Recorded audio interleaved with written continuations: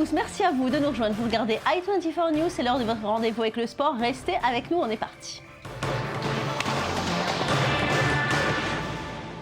Et on ouvre cette émission avec le football et la Ligue 1. Dans le derby du Sud, bien que réduit à 10 pendant 35 minutes, Nice a battu Marseille 2-1. Très beau score pour Montpellier face à Nantes, 4-0. Pour dominer l'une des meilleures défenses de Ligue 1, Montpellier a confirmé le renouveau de son animation offensive, a signalé la nouvelle victoire des Monégasques 1-0 sur le terrain de Lille. C'est la 7e en 8 rencontres. Les joueurs du Rocher sont invaincus depuis le 2 décembre dernier. Match nul entre Bastia et Bordeaux, 0 partout. Guingamp s'impose sur Lorient 3-2. Mais le reste des rencontres, c'est ce soir, avec notamment un appétissant Saint-Etienne-Paris. Et ça sera au Chaudron. Et en Espagne aussi, on a joué. Les grands favoris ont répondu une fois de plus présents. Regardez les résultats. Le Real Madrid a dû s'employer pour venir à bout de Cordoue. Une victoire 2-1. À noter l'expulsion de Cristiano Ronaldo pour un mauvais geste. Le Barça s'éclate. Toujours autant. Victoire 6-0 sur le terrain d'Elche. Avec un doublé de Messi, un autre de Neymar. Enfin, l'Atlético Madrid est venu à bout de son voisin Rayo Vallecano. Victoire 3-1 avec un doublé du français Griezmann. Villarreal s'impose sur le plus petit des scores face à Levante. Même résultat pour la Real Sociedad contre Eibar. En Angleterre, on ne joue pas la Première Ligue ce week-end, mais la FA Cup, une compétition très ancienne, équivalent un petit peu à la Coupe de France, avec de nombreux clubs de football amateurs et surtout beaucoup de surprises, comme celle de Chelsea, alors que les Blues menaient 2-0 face à Bradford, une équipe de 3e division. Et bien finalement, ils se sont inclinés 4-2 à domicile. En plus, c'était une déconvenue pour le premier du championnat qui aspire tout gagner cette année. C'est donc raté pour la Cup. Heureusement pour eux, les hommes de José Mourinho sont encore engagés en League Cup. Ils jouent d'ailleurs ce mardi face à Liverpool pour le match retour de la demi-finale. Autre match d'importance, c'est celui face à Manchester City samedi prochain pour la tête de la Première Ligue. Et justement, Manchester City a joué contre une équipe de seconde division, Middlesbrough, une rencontre a priori accessible pour le champion d'Angleterre, mais à l'instar de Chelsea, les Citizens vont se laisser surprendre par leurs visiteurs. Ils sont pourtant les premiers à tenter avec cette frappe de James Milner. Mais en seconde mi-temps, l'ouverture du score est signée Bamford sur un but gag. Regardez l'erreur du gardien. Les Rouges pensent pouvoir réaliser l'exploit. Ils tiennent le choc et continuent même d'attaquer. La frappe de Lee Tomin échoue sur le poteau. On sent Manchester City sur le point de craquer. Et en toute fin de rencontre, justement, sur un contre bien mené, Middlesbrough Mills double la mise. Kiké crucifie le gardien. Les Rouges créent la sensation et s'imposent sur le terrain des Sky Blues. Aux grandes dames, vous vous en doutez, de Manuel Pellegrini. On l'écoute. Je ne m'inquiète pas parce qu'on va affronter Chelsea, je m'inquiète parce que les 2 derniers matchs à domicile, nous n'avons même pas marqué un seul but alors que les 4 derniers également à domicile, on a encaissé 2 buts à chaque rencontre. On doit vraiment essayer de reprendre confiance et de retrouver nos meilleures performances en attaque et en défense. Et puis regardez les autres rencontres, c'est la débandade pour les cadors de Première Ligue. Chelsea éliminé, Manchester City éliminé, Southampton perd à domicile 3-2 contre Crystal Palace, Tottenham éliminé 2-1 par Leicester. Enfin, les 2 seules équipes survivantes sont Manchester United et Liverpool. Toutes les deux ont fait match nul, 0 partout et devront donc rejouer car je vous rappelle qu'en Cup, il n'y a pas de prolongation ni de pénalty. Allez, on part en Afrique maintenant pour la CAN. Situation très particulière dans le groupe D puisqu'après 2 journées de groupe, il n'y a pas eu encore de victoire. Les 4 matchs qui se sont déjà joués ont tous fini par un match nul, partout. Hier n'a pas dérogé à la règle. La Côte d'Ivoire et le Mali ont fait match nul, tout comme le Cameroun et la Guinée. Et ces résultats, ça donne un classement étrange puisque toutes les équipes ont 2 points avec une différence de but de 0. A noter également qu'aujourd'hui, le Gabon joue contre la Guinée équatoriale et le Congo contre le Burkina Faso pour la 3e journée de ce groupe A. Allez, football asiatique. À présent, l'Irak se prépare pour les demi-finales de la Coupe d'Asie 2015, une compétition qui a eu lieu en Australie cette année. Dans le dernier carré, les Irakiens retrouvent la Corée du Sud. Les Coréens, qui font partie des favoris depuis le début de la compétition, ont prouvé que l'on pouvait compter sur eux pour la victoire finale. L'Irak, de son côté, avance doucement mais sûrement. Il faudra faire attention, l'équipe a plein de ressources. La rencontre se joue lundi matin. Allez, regardez le tableau des résultats. L'Irak atteint les demi-finales après avoir battu l'Iran. 3 buts partout et 7 tirs au but à 6. La Corée du Sud a battu l'Ouzbékistan 2-0 après prolongation. Dans l'autre demi-finale, on trouve l'Australie contre les Émirats Arabes Unis. Les Tsokeros ont battu la Chine 2-0. De leur côté, les Émirats ont créé la surprise en surpassant le Japon 1 partout, 5 tirs au but à 4. La France vient de signer sa 2e édition des 24 heures du sport féminin, un événement qui met les femmes sportives à l'honneur dans les médias, car le chemin est malheureusement long à parcourir pour les femmes dans le monde du sport. Le sexisme est encore d'actualité. Nos championnes ont du mal à être considérées comme l'égale de leurs homologues masculins, aussi bien au niveau de l'intérêt des compétitions qu'au niveau du montant des salaires qu'elles perçoivent. Je ne vous parle même pas du montant des droits télé pour retransmettre les compétitions qui sont quasi inexistants. Alors, pourtant, ces femmes font des sacrifices incroyables pour vivre leur passion. Leur reportage tout de suite de Lise Parambo. Les sportifs de haut niveau ont bercé notre enfance. Pourtant, les femmes, elles aussi, arrivent à gagner des médailles. En France, les 24 heures du sport féminin tentent de redonner du prestige aux sportives. Et l'année a été riche en performances féminines, à commencer par la nomination de Stéphanie Roche au prix Puskas pour le plus beau but de la saison. Ses rivaux n'étaient autres que James Rodriguez et Robin Van Persie. Je suis la seule femme du groupe, c'est évidemment un grand honneur en tant que footballeur. Être parmi eux, c'est quelque chose de spécial, c'est unique et je m'en souviendrai toute ma vie. Des rêves de grandeur possibles qui donnent espoir aux jeunes filles et qui sont défendus par les plus grandes sportives à travers le monde entier. Nous sommes ici pour donner le pouvoir aux jeunes filles, pour qu'elles sachent qu'avec l'entraînement, on peut atteindre tous les objectifs, qu'on peut avoir des rêves, qu'on peut se fixer des buts, qu'on peut casser le moule. Même la couverture médiatique du sport féminin est en progression. En France, alors qu'elle ne représentait que 7% des programmes en 2012, elle a atteint les 15% cette année.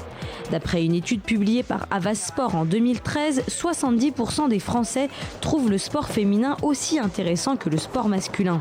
Néanmoins, certaines inégalités demeurent. Les femmes restent par exemple moins représentées dans certaines fonctions, comme celle d'arbitre. On doit poser la question à la FIFA, pourquoi cela ? Dans beaucoup de compétitions, il y a plusieurs femmes arbitres aussi et elles n'ont jamais laissé à désirer. Elles ont toujours été très bonnes dans ce qu'elles faisaient. J'espère que pour les prochaines Coupes du Monde, la FIFA va réfléchir et donner une chance aussi aux femmes. Les fédérations n'ont pas toujours les bonnes solutions pour revaloriser le sport féminin. Certaines misent sur la sexualisation de la femme sportive. Au JO, le beach volley impose ainsi le bikini aux sportives. En 2009, l'équipe de France de football avait également créé le buzz avec une campagne publicitaire évocatrice. Les niveaux de salaire sont encore bien loin d'être les mêmes entre sportifs et sportives. Un joueur de Ligue 1 gagne en moyenne 45 000 € par mois, soit 11 fois plus que son homologue féminine. En rugby, c'est 10 fois plus et en basket, 2 fois plus. Le tennis est le sport le plus paritaire. Il garantit un équilibre parfait dans les primes accordées aux joueurs et aux joueuses lors des tournois du Grand Chelem, car les audiences télé sont les mêmes. Pourtant, cette année, depuis le début de l'Open d'Australie, le commentateur du tournoi interroge les joueuses sur leur tenue et leur demande de faire des tours sur elles-mêmes après les rencontres. Eugénie Bouchard en a fait les frais après sa victoire au 2e tour. Un procédé qui a laissé la numéro 1 mondiale Serena Williams perplexe. Oui, un commentateur m'a demandé de tourner sur moi-même. Je ne demanderai pas à Nadal ou à Federer d'en faire autant. Que ça soit sexiste ou pas, je ne sais pas. Je ne peux pas répondre à ça. Les femmes sportives devraient rester les plus vigilantes quant à leur traitement dans le monde du sport. Et justement, on va passer au résultat de tennis. Rafael Nadal, numéro 3 mondial, s'est qualifié ce dimanche pour les quarts de finale d'Open d'Australie aux dépens de Kevin Anderson, numéro 14 en 3-7. 7-5, 6-1, 6-4.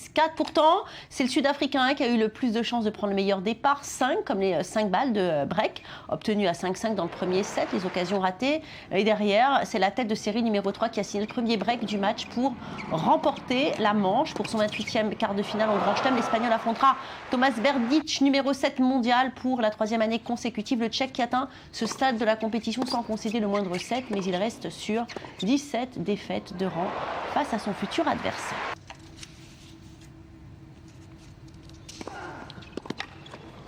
Voilà la balle de match. Et puis regardez cette photo, si ce n'est que la 2e fois qu'il se rencontre sur un circuit professionnel. Nadal connaît bien Anderson, qu'il côtoie depuis ses années juniors. La photo que vous voyez à l'écran date d'il y a 16 ans. Les deux joueurs s'étaient rencontrés lors d'un tournoi Benjamin alors qu'ils n'avaient que 12 ans tous les deux. En tout cas, depuis les deux joueurs sont passés pro, Nadal n'a jamais perdu un seul set face à son adversaire. Et puis, face à Nadal, donc on vient de le dire, se dresse Thomas Berdych. Le Tchèque, de son côté, s'est qualifié pour les quarts de finale d'Open d'Australie pour la 5e année de suite. La tête de série numéro 7 n'a pas tremblé pour se défaire de l'Australien Bernard Tomic. 6-2, 7, 6, 6-2 en 2 heures et 5 minutes de jeu. Nadal-Berdych, une rencontre qui s'annonce donc tonitruante. À savoir également qu'Andy Murray accède aussi au quart de finale après avoir battu le Bulgare Dimitrov en 2-7, 6-4, en 4-7, pardon, 6-4, 6-7, 6-3, 7-5. Alors on va passer maintenant au tennis féminin, si vous le voulez bien. Maria Sharapova, numéro 2 mondiale, s'est facilement qualifiée pour les quarts de finale aux dépens de Shuai Peng, 21e mondiale, en 2-7, 6-3, 6-0, alors qu'elle avait eu beaucoup de difficultés à passer au second tour. La Tsarine s'est bien pris, puisqu'elle n'a concédé que 5 jeux sur les 2 dernières rencontres. Une belle épreuve de caractère. Regardez, elle est satisfaite de sa performance. J'ai eu du mal à entrer dans le match. J'ai déjà perdu contre Peng lors de ma carrière et je devais commencer du bon pied. Je pense que finalement j'ai bien joué, j'ai été solide. Je n'ai rien fait de très spectaculaire, mais j'ai été constante. J'ai servi intelligemment, j'ai eu un bon jeu de retour et ça m'a bien aidé. J'ai gagné les bons points au bon moment et à la fin, je gagne le match. Et Sharapova va retrouver sur sa route la nouvelle starlette du tennis féminin, Eugénie Bouchard, qui a eu besoin de 3 sets afin de se défaire d'Irina Camelia Begu, 6-1, 5-7, 6-2. Une bataille âpre et un match difficile pour la Québécoise qui sait se remettre en question, n'a pas du tout apprécié sa performance. Le dernier face-à-face entre la Russe et la Canadienne remonte à la demi-accrochée de Roland Garros en 2014. Rappelez-vous, une rencontre qui avait fait parler d'elle et dont la joueuse canadienne se rappelle très bien. Écoutez-la, elle s'est confiée à l'issue de la rencontre. J'attends ce match avec impatience. C'est toujours génial de jouer contre les meilleures joueuses du monde. Nous avons déjà joué à quelques reprises avec une très belle rencontre l'année dernière. C'était très serré, une bataille très dure, mais je pense que j'ai beaucoup progressé depuis. Je veux surtout continuer à jouer à ma manière, peu importe ce qu'il se passe sur le court. C'est surtout plus amusant pour moi. Par exemple, je me suis bien amusée lors du 3e set aujourd'hui. Donc je vais essayer de faire pareil. Après les JO d'été à Pékin en 2008, la Chine pourrait bien accueillir les Jeux olympiques d'hiver en 2022. C'est le nouveau rêve des Chinois, d'autant qu'il ne reste qu'un seul concurrent à Pékin, c'est la ville d'Almaty, l'ancienne capitale du Kazakhstan. La décision finale qui revient au CIO pourrait être en faveur de la Chine puisque le pays a déjà accueilli les Jeux olympiques avec brio d'ailleurs. De plus, les commanditaires seront certainement plus intéressés par des consommateurs chinois, bien plus nombreux et dépensiers que les Kazakhs. Les chances que Pékin 2022 devienne une réalité sont donc plutôt grandes, mais avant d'en arriver là, la Chine devra encore travailler activement contre la pollution dans le pays. Toute l'histoire de cette candidature avec Michael Friedman. La Chine n'est pas le premier pays auquel les gens pensent quand on parle des sports d'hiver, mais la maison mère de Chine cherche à changer cette image pour accueillir les Jeux Olympiques d'hiver de 2022. Les sauteurs à ski chinois espèrent trouver la gloire en 2022. Accueillir les Jeux exige un bond de géant dans la culture sportive chinoise. La vallée glaciale de Tai Zicheng serait idéale pour accueillir cet événement. La candidature de Pékin dit que ce sera le site qui verra 30 médailles d'or dans le cadre des épreuves de ski nordique. Et cet espace deviendra également la base pour un village olympique animé. Mais le pays a peu d'infrastructures de pointe pour les événements en plein air et encore moins une tradition des sports d'hiver. Il tombe en général seulement 1 mètre de neige chaque année dans les montagnes au nord de Pékin. Et beaucoup pensent que cette candidature pourrait être une erreur. Je pense que si on prend en considération les conditions climatiques, ce n'est vraiment pas le meilleur endroit pour accueillir cet événement sportif. Mais les responsables ont élaboré un plan audacieux pour construire des installations de ski de classe mondiale dans les montagnes désertes et créer un réseau ferroviaire extrêmement rapide dans les terrains accidentés. Un plan loin d'être simple. Mais pour certaines disciplines, vous ne pouvez pas déplacer des montagnes et pas non plus changer de la météo pour créer des conditions idéales. Dans 6 mois, le comité international olympique rendra sa décision. Pékin 2022 a émergé comme le favori dans la course après qu'une série de villes européennes ait été écartées de la compétition. La concurrence timide aujourd'hui se limite à la ville d'Almaty au Kazakhstan. La Chine a la puissance financière nécessaire et le soutien des politiques. De plus, c'est tout un pays qui se mobilise et prouve sa volonté d'accueillir ces Jeux Olympiques.